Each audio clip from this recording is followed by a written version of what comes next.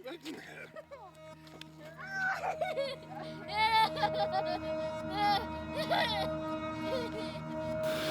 I remember the first time I broke my first finger. The sound of it and the feeling of it made me hurl and throw up, and went right back at it, because that was my job. That's what I did. I was known as a debt enforcer for bookies. And so what I would do, me and my crew would do, is we would go in and whatever means possible to get the money that was owed, we would. From there, you kind of get numb to what you're doing, and it would be nothing to, break fingers, kneecaps, elbows. I've done a lot of violence in my life. It's been an ongoing thing for me. I went to the doctor, and doctor put me on pain meds, Norcos and Oxycontins, and that's the first time I had ever really done any hard drugs, and I just really, really liked them. They made me feel like $1 million, and I did more and more and more. I always think more is better, and I ended up getting pretty strung out.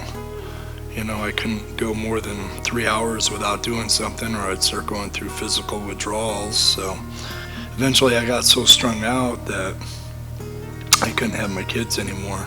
Actually, it wasn't healthy for them to be around me. So the good mom that my former wife was, she kept them away from me.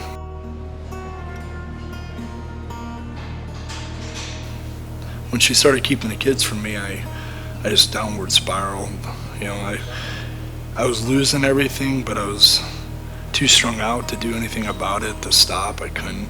Started smoking methamphetamines, and I went off the deep end. I ended up losing everything down to a backpack that I had, and that was it, and just couch surfing here and there at that point.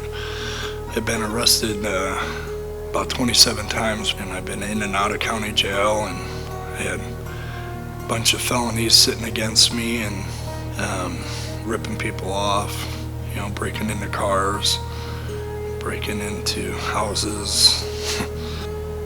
I had lost all integrity that I was doing things that I never thought I would do,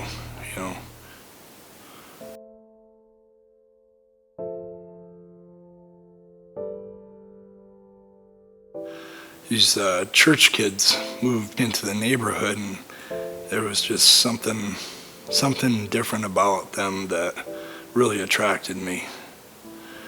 And one guy in particular, Nate, he took a real interest in me for some reason. I didn't have any clue why, but he would always invite me over to his house, and he was happy that I was there, and started just telling me all these different things, that God had a plan for me, and he said that family was going to be restored to me, and so I agreed to go to church with him.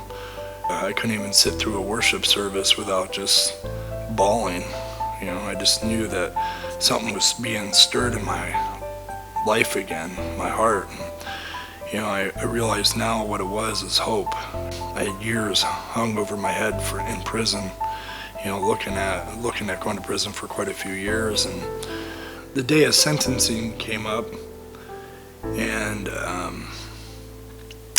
I knew that was probably going to be the last time I got high for a while. So I had smoked a lot of meth that morning, and I got remanded right there at court, so I got taken in to be booked into prison. And I was sitting in the holding cell right before going into prison, and I said, all right, God, I said, my best thinking got me here, so you drive, I'll ride, whatever you say goes. And mind you, I was blasted out of my mind that morning. I was so high, and within 10 minutes I was sober, and I never had a withdrawal. And even from smoking cigarettes for 22 years, no withdrawals from that, no come down, no nothing. Kept waiting for it and waiting for it, and just never came.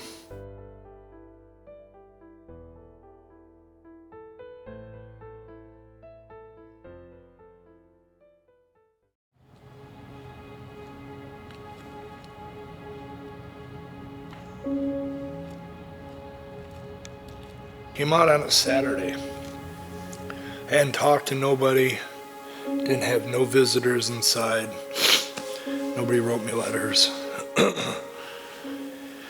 And I knew I had no place to go. I knew I was either going to be in a homeless shelter or, staying the night on the streets, but thought I'd just see if I could get in contact with anybody. So I went back into the old neighborhood and made a couple phone calls and got reunited with Nate. And within, an hour, I wasn't staying on the streets at all. God had provided me a place to stay through Nate.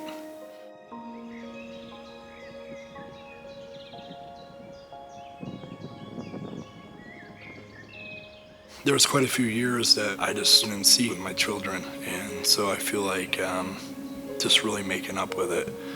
I mean, we're always all over each other, both my kids. I just really feel like because there was a lot of years that we weren't together that, we really appreciate being around each other.